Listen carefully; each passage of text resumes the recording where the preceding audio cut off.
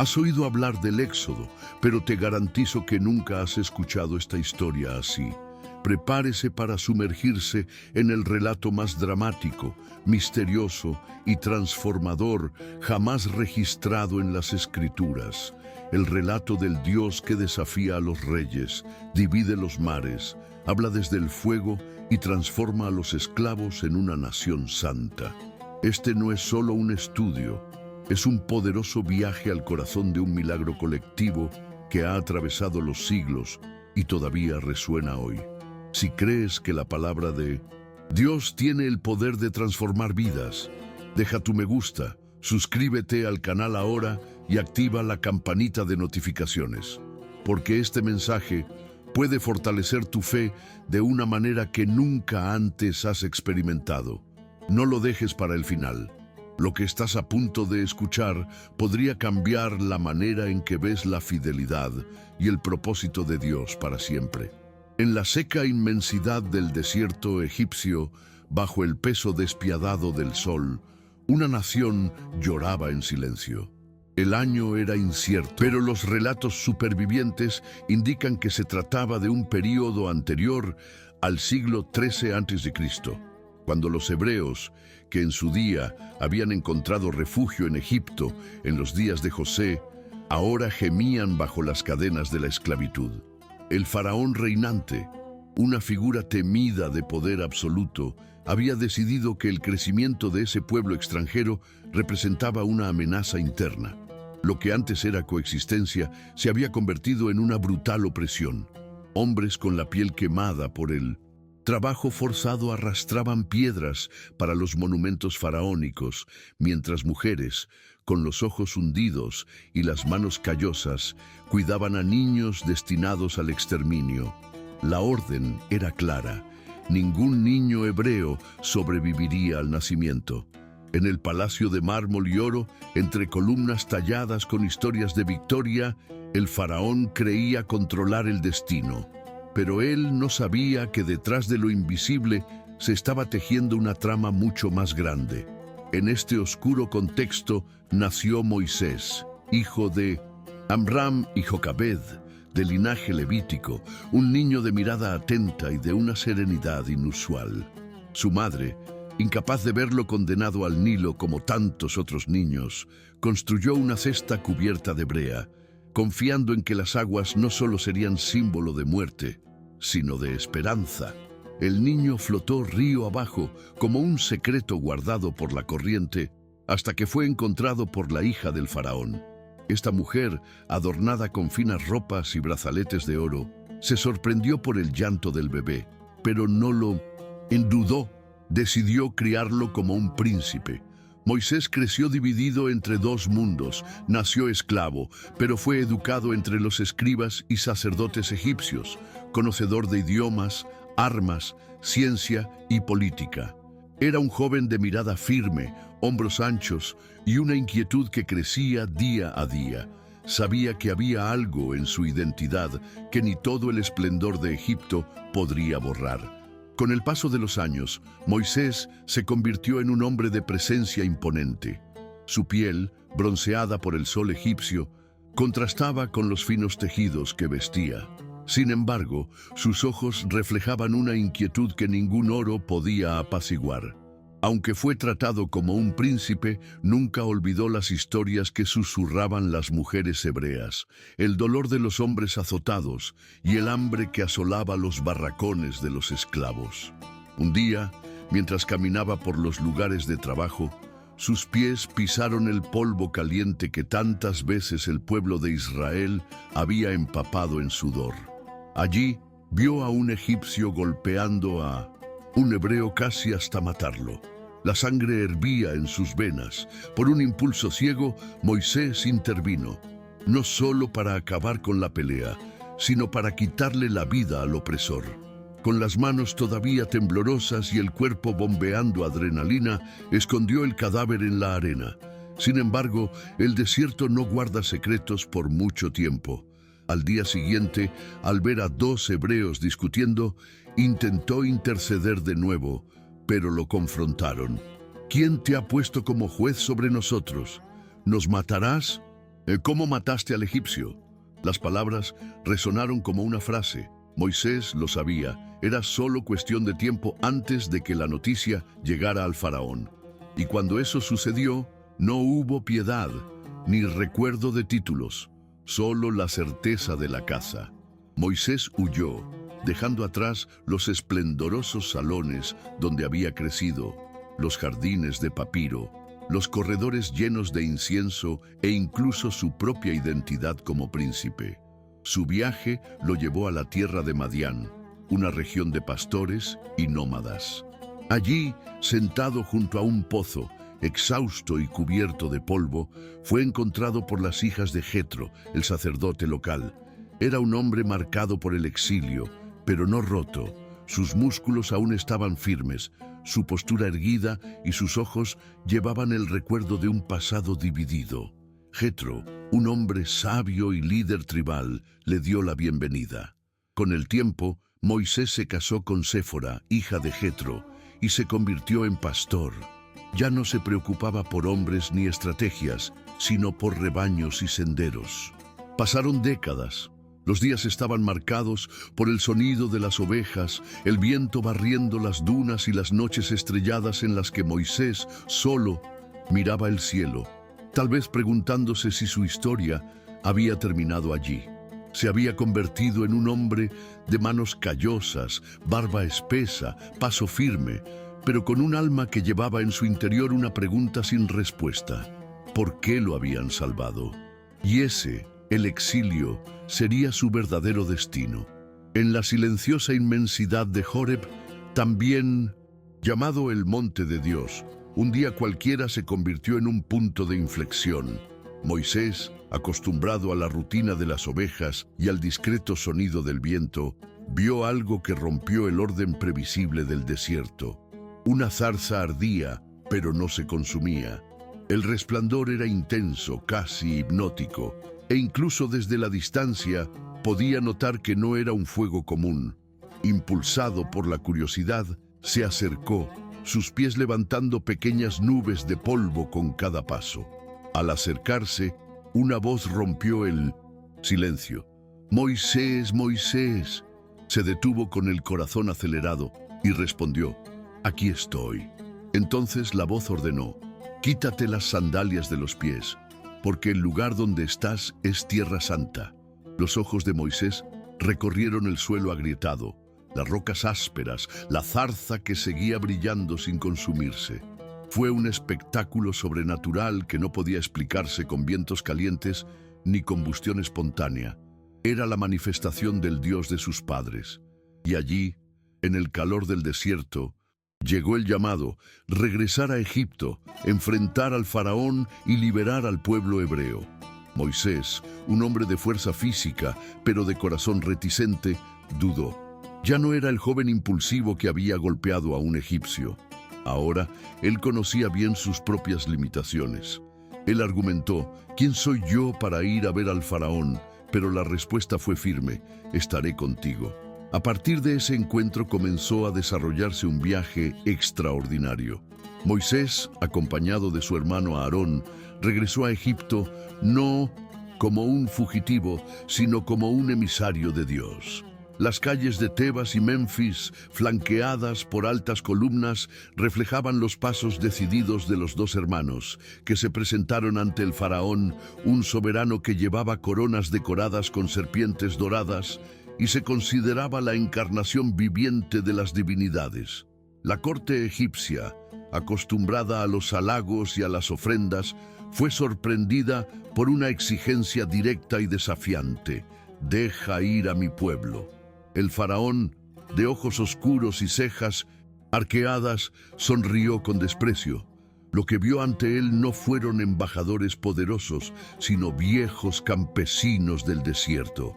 Su respuesta no pudo haber sido más clara: «¿Quién es el Señor para que yo escuche su voz y deje ir a Israel?». Así comenzó un enfrentamiento que trascendió el ámbito político. Fue un enfrentamiento entre el Dios de los hebreos y las deidades de Egipto, entre el libertador enviado y el autoproclamado monarca divino.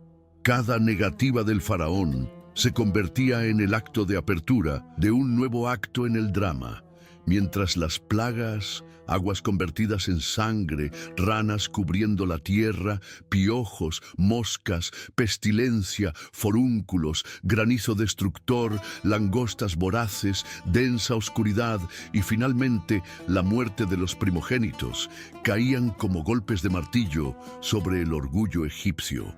Y en el centro de todo, Moisés, ahora un líder endurecido, con una voz firme y manos levantadas, condujo a los israelitas no solo por un camino de escape, sino por un camino de transformación. La noche anterior a la 10ª plaga estuvo cargada de una tensión casi palpable.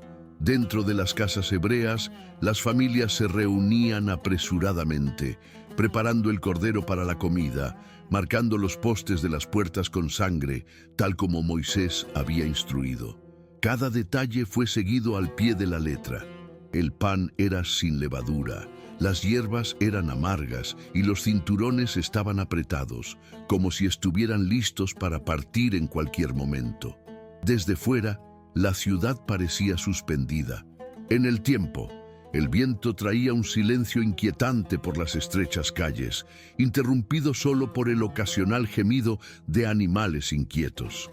En el palacio, el faraón, cubierto con túnicas ricamente bordadas y pesadas joyas, ignoró las señales. Su corazón permaneció endurecido, ciego ante la sucesión de calamidades que ya habían devastado a su pueblo. Pero a medianoche, el silencio dio paso a un sonido que nadie olvidaría jamás.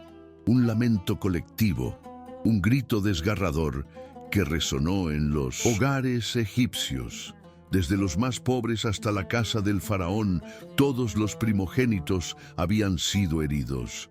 El primogénito del faraón yacía sin vida y ni siquiera el orgullo real pudo resistir el golpe final. Cuando Moisés y Aarón fueron llamados apresuradamente ante el faraón, las palabras ya no eran de resistencia sino de rendición. «Levantaos, salid de en medio de mi pueblo, vosotros y los hijos de Israel. Id, servid al Señor, como habéis dicho». Fue el fin de una era, el colapso de una milenaria. Mientras los hebreos marchaban apresuradamente, cargando con sus pertenencias, los egipcios, asustados y derrotados, les ofrecieron oro, plata, ropa, cualquier cosa para verlos partir más rápidamente. La escena era impresionante. Un pueblo que había sido aplastado durante generaciones, ahora emergía victorioso, guiado no por armas, sino por una promesa divina. Bajo un cielo que empezaba a aclararse, los israelitas se movían en multitudes. Ancianos apoyados en bastones, niños llevados en hombros, madres balanceando ollas de agua y masa de pan, jóvenes vigilando en los flancos. El sonido de las sandalias golpeando el suelo arenoso formaba una especie de marcha irregular, mientras al fondo las murallas y los templos de Egipto se convertían en siluetas cada vez más lejanas.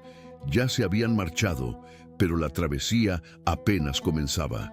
Cruzar el desierto no fue solo una caminata física, fue una prueba colectiva de resistencia, fe e identidad. El pueblo de Israel recién liberado, pronto se dio cuenta de que la libertad traía sus propios desafíos.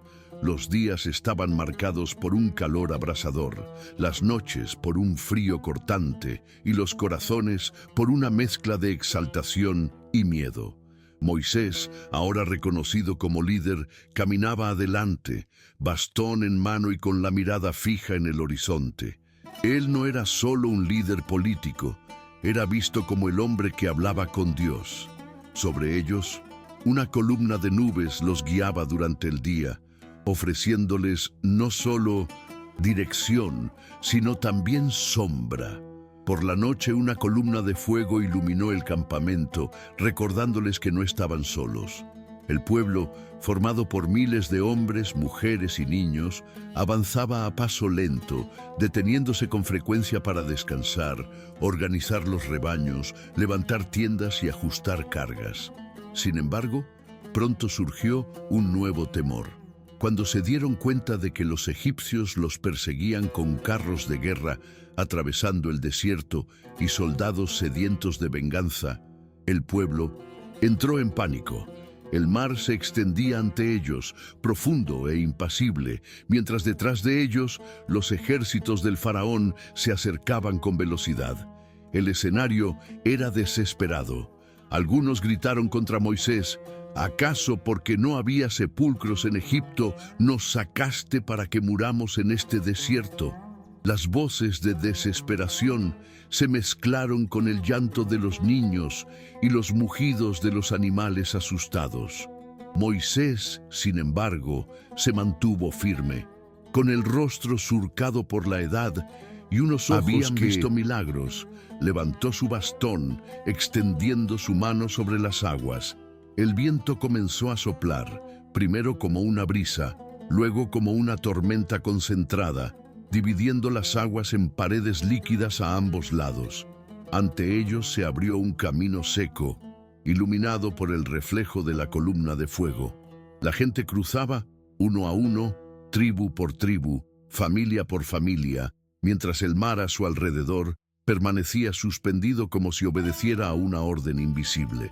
Los egipcios los seguían confiadamente, con sus ruedas chirriando y sus lanzas brillando en la tenue luz. Pero al amanecer, cuando los últimos israelitas llegaron a la otra orilla, Moisés extendió nuevamente su mano.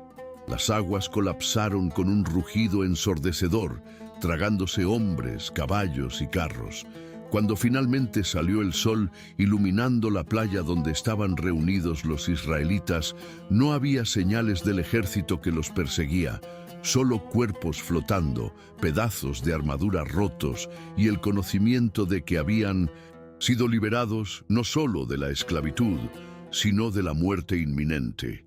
Los días siguientes estuvieron marcados por un silencio reverente.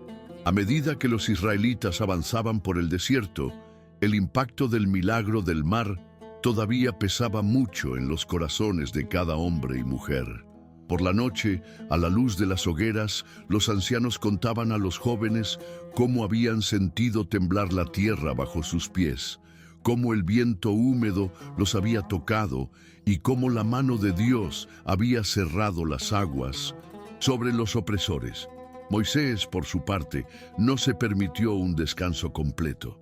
Sabía que la travesía física era solo una parte del viaje. La transformación espiritual sería aún más ardua. La gente murmuraba con frecuencia, se quejaba de la falta de agua, del calor inclemente, del hambre que les apretaba el estómago. Cuando la sed llegó a su punto máximo, Dios ordenó a Moisés que golpeara una roca y brotó agua fresca, un milagro que provocó suspiros de alivio y expresiones de asombro. Cuando el síntomas y hambre los debilitaba, el maná comenzaba a caer con el rocío de la mañana, pequeñas porciones que sostenían el cuerpo día tras día. Pero el desierto no solo puso a prueba el cuerpo, puso a prueba la fe. Aún con la provisión divina, surgieron discusiones, dudas y rebeliones. En más de una ocasión, Moisés se encontró frente a un pueblo que, a pesar de haber sido salvado de manera sobrenatural, todavía miraba con nostalgia a Egipto. Los relatos conservados describen a hombres diciendo: «Oh, las ollas de carne que teníamos en Egipto», olvidando que esas ollas estaban rodeadas de cadenas. El liderazgo de Moisés fue constantemente cuestionado y necesitó aprender a escuchar, a juzgar casos, a aconsejar, con el apoyo de Jetro, su suegro, quien le enseñó a delegar responsabilidades. Ya no era el príncipe aislado ni el pastor solitario, ahora era el líder de una nación en formación. Cada noche, mientras Moisés yacía bajo el cielo estrellado, cargaba con el peso de miles de vidas, sabiendo que la promesa no era solo sacarlos de Egipto, sino llevarlos a la tierra que Dios había jurado a Abraham, Isaac y Jacob. Y ese camino, se daba cada vez más cuenta, no solo atravesaba el desierto físico, sino también el desierto interior, donde se forjaría y pondría a prueba la fe de cada persona. Fue al pie del monte Sinaí donde el viaje tomó un nuevo giro. Las tribus acamparon ante aquella majestuosa montaña, de picos agudos y laderas secas, mientras una densa expectación flotaba en el aire. Dios mismo había llamado a Moisés a ascender, prometiéndole entregar leyes que moldearían no solo la conducta moral, sino también la identidad espiritual del pueblo. Durante días, la cima del Sinaí permaneció cubierta por espesas nubes, mientras truenos y relámpagos atravesaban el cielo como si desgarraran la bóveda celeste. En el campamento, hombres y mujeres observaban en silencio, mezclados con miedo y esperanza, cómo Moisés desaparecía en la niebla sagrada. En lo alto, rodeado de una presencia que ningún ojo humano podía soportar, recibió los 10 mandamientos, tablas de piedra que registraban no solo leyes, sino principios eternos. Honrar a tu padre y a tu madre, guardar el sábado, no matar, no robar, no codiciar. Fue un pacto formal entre Dios e Israel, algo que ninguna otra nación había tenido jamás. Pero mientras Moisés permaneció en la montaña, el pueblo que estaba abajo reveló su impaciencia y vulnerabilidad. Los días se convirtieron en semanas y la ausencia del líder creó malestar. Los israelitas se acercaron a Aarón y le exigieron: «Haznos dioses que vayan delante de nosotros, porque no sabemos qué le ha sucedido a este Moisés». Aarón, bajo presión, cedió. Recogió las joyas de oro del pueblo y moldeó un becerro de fundición, un símbolo pagano que pronto se convirtió en objeto de celebración y adoración. La escena que se desarrolló fue caótica. Hombres y mujeres danzaban en círculo, cantaban canciones profanas y se entregaban a una celebración que recordaba más a los cultos paganos de Egipto que a la adoración al Dios que los había liberado. En lo alto del Sinaí, Dios le informó a Moisés lo que estaba sucediendo. Cuando descendió portando las tablas sagradas, encontró el campamento en caos. En un acto de justa ira, arrojó las tablas al suelo, las rompió y se enfrentó a Aarón y al pueblo. El castigo fue severo. Muchos murieron ese día y los sobrevivientes sintieron el peso de haber traicionado una alianza que apenas había comenzado. Sin embargo, incluso frente al juicio hubo misericordia. Dios renovó su pacto, permitiendo a Moisés tallar nuevas tablas, y su presencia continuó acompañando a Israel. Fue un recordatorio viviente de que, a pesar de la fragilidad humana, el plan divino persistía. La renovación del pacto no fue solo simbólica, dio origen a un proyecto concreto: la construcción del tabernáculo. Este santuario móvil no sería un templo fijo, como los palacios y templos paganos, sino una magnífica tienda cuidadosamente elaborada que acompañaría al pueblo en cada etapa del desierto. Bajo las precisas instrucciones dadas a Moisés, medidas exactas, materiales finos, dibujos detallados, hombres expertos como Bezalel y Aholiab dirigieron la obra. Oro, plata, bronce, lino fino, pieles de animales, maderas seleccionadas, todo estaba trabajado con sumo cuidado. Cada objeto tenía un propósito específico: el arca de la alianza, el propiciatorio, el candelabro, la mesa de los panes de la proposición, el altar del incienso.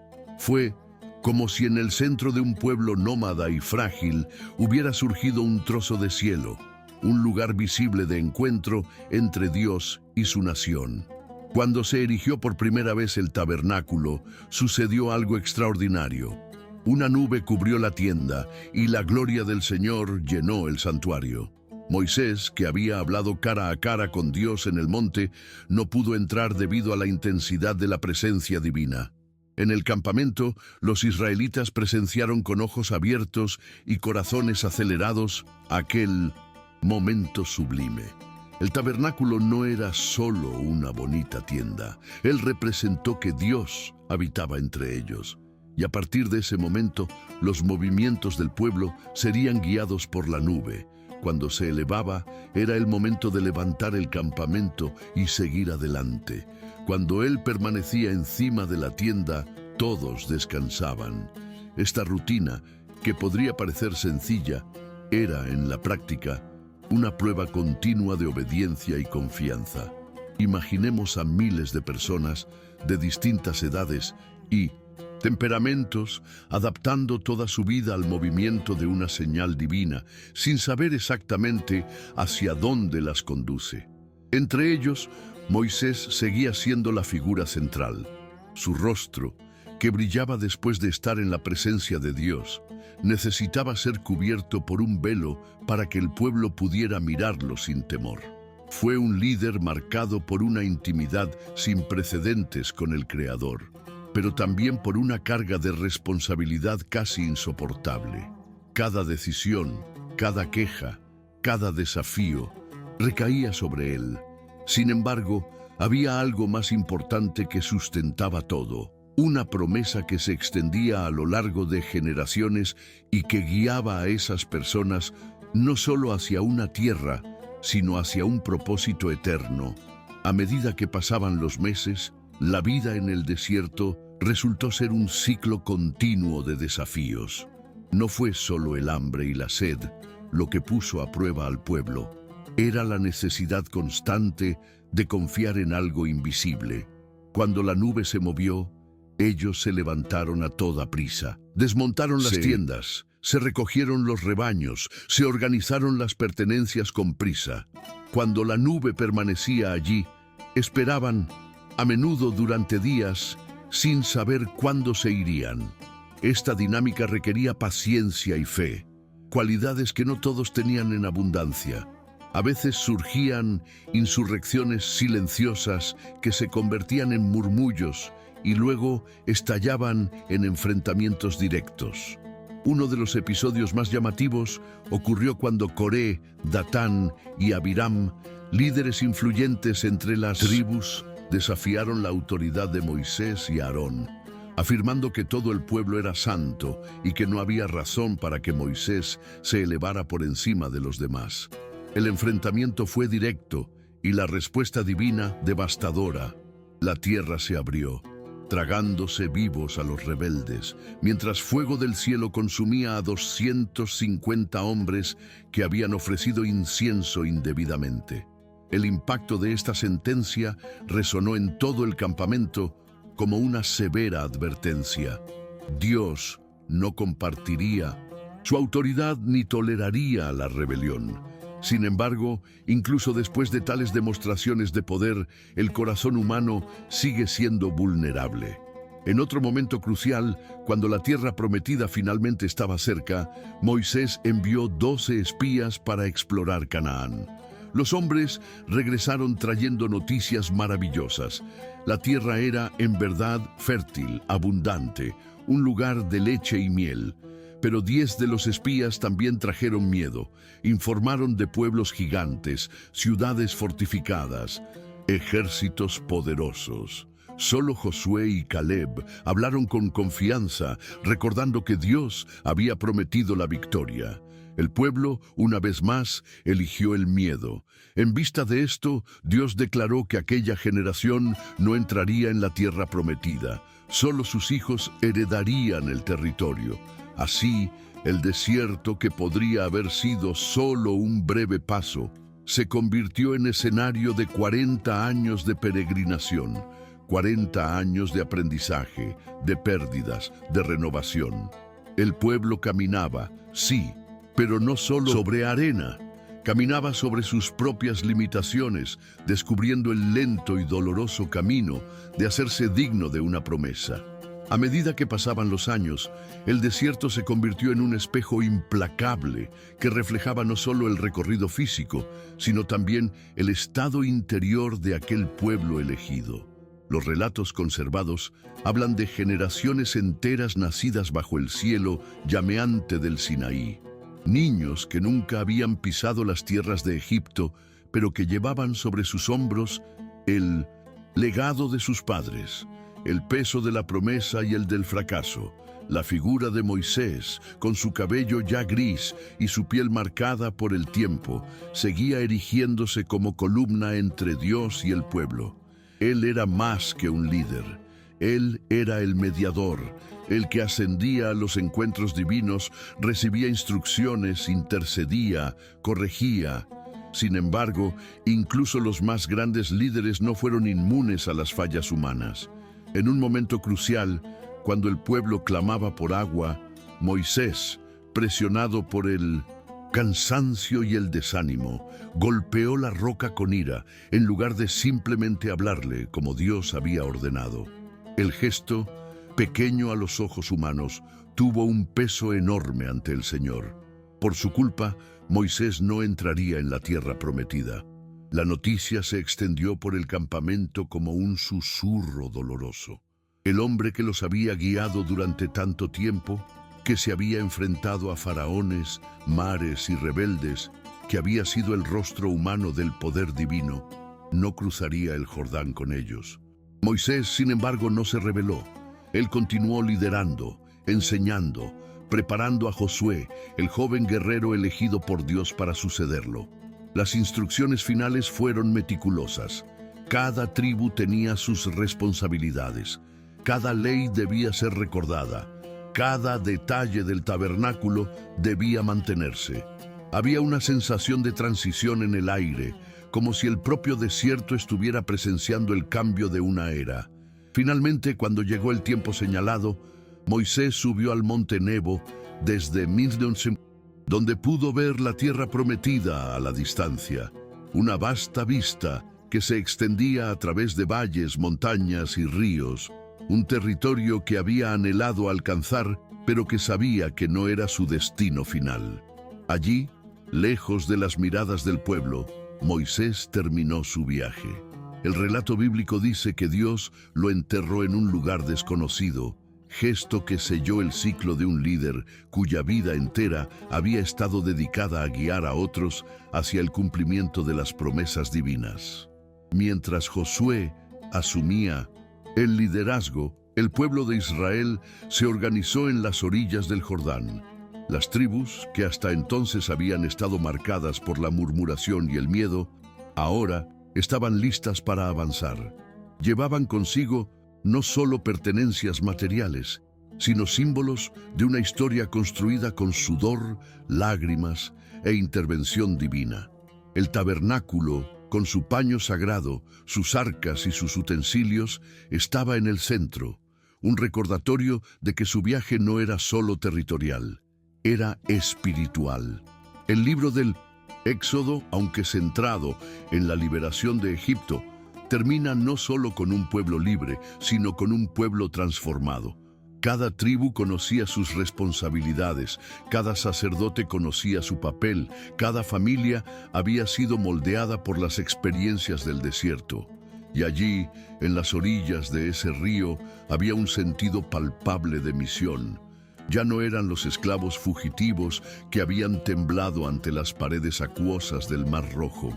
Eran una nación forjada en el fuego de las pruebas, preparada para conquistar y habitar la tierra que había sido jurada a sus antepasados.